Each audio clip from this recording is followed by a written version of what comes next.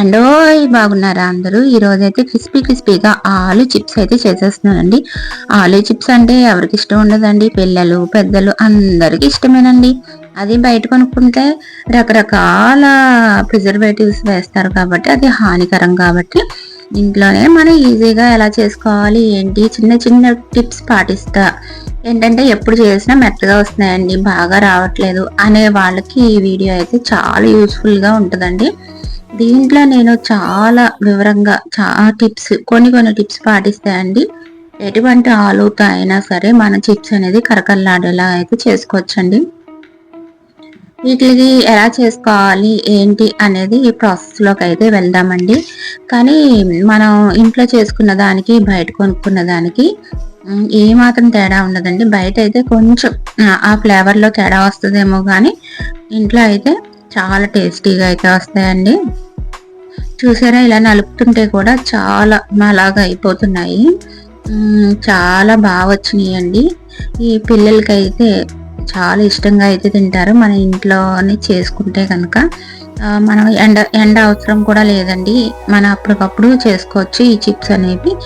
కానీ కొంచెం పేషెన్సీగా అయితే చేసుకోవాల్సి ఉంటుందండి. కానీ ఇంత ఈజీగా అంటారు కానీ కాదండి.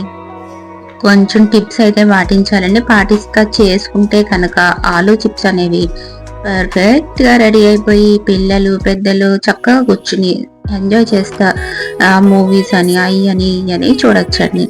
సరేనండి, ఇంకా ప్రాసెస్లోకి అయితే వెళ్ళిపోదాం అండి మనం.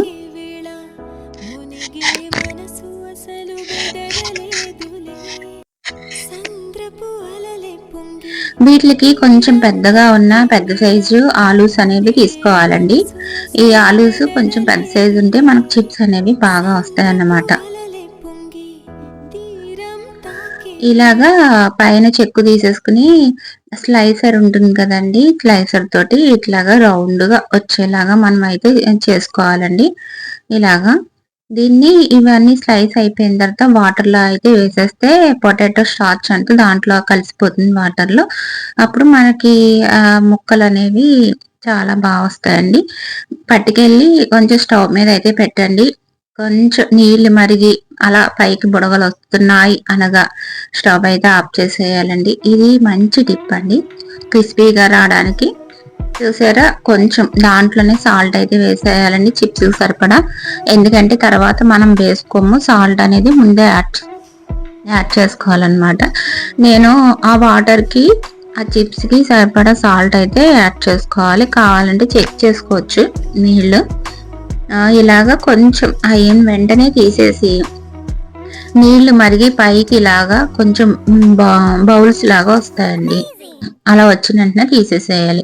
తీసేసిన వెంటనే చల్ల నీళ్ళు అయితే వేసేయాలండి. వాటిని వేసేసి ఒక ప్లేట్లోకి అయితే ట్రాన్స్ఫర్ చేసుకుని ఒక కాటన్ క్లాత్ అయితే తీసుకుని దాని మీద అయితే ఇవన్నీ ఆరబెట్టేసేయాలి. నేనైతే ఒక అరగంట అయితే ఫ్యాన్ గాలికి అలా ఆరబెట్టేసానండి. పైన కింద కూడా తడి అనేది ఉండకూడదండి వీటికి, ఆలు వాటికి. కాటన్ క్లాత్ తీసుకోవాలండి. కాటన్ క్లాత్ అయితే వాటర్ బాగా లాక్కుంటుంది కాబట్టి. ఇలా ఒక అరగంట అయిపోయిన తర్వాత చిప్స్ తీసేసి బాగా నూనె అనేది కాగనివ్వాలండి. కాగిన తర్వాత మాత్రమే మనం ఇవైతే వేయాలండి. స్లైసెస్ కాగకుండా అయితే అస్సలు వేయకూడదు. ముందే గరిటె పెట్టేసి వాటిని తిప్పకూడదు అటు ఇటు. ఎందుకంటే పెట్టేమనుకోండి ముక్కలు అయిపోయే అవకాశం ఉంటుంది. కాస్త వేగనివ్వాలన్నమాట. అలా పైన అలా వస్తున్న తర్వాత నేను డబుల్ ఫ్రై అనేది చేశానండి. వీటిని ముందు కొంచెం ఇలా వేగగానే పక్కకు తీసేసి మళ్ళీ వాటిని పక్కకు పెట్టి మళ్ళీ ఇంకొకటి అయితే యాడ్ చేసేసి అవి వేగిన తర్వాత ఇవి చల్లారుతాయి కదండి, ఇవి మళ్ళీ వేసుకుని వేయించానండి. అలా డబుల్ ఫ్రై చేయడం వల్ల ఏంటంటే మనకి చాలా క్రిస్పీగా అయితే వచ్చినాయండి. చాలా పర్ఫెక్ట్గా అయితే వచ్చినాయండి. బయట కొన్న వాటిలాగే వచ్చినాయండి. ఫస్ట్ లైట్ కలర్ ఉండగానే తీసేయాలండి. తర్వాత గోల్డ్ లైట్ బ్రౌన్ అంటే మనకి గోల్డెన్ బ్రౌన్ కలర్ వచ్చిన తర్వాత తీసుకోవాలి. ఇలా తీసేయాలన్నమాట. ఫస్ట్ టైం తీసేసి నేను వేరే ప్లేట్లోకి పక్కన పెట్టేసుకుంటున్నానండి. ఈ లోపల ముందుగా వేసినవి ఉంటాయి చూసారా, అవి అయితే మళ్ళీ యాడ్ చేస్తున్నాను. ఇది రెండో టిప్ అండి.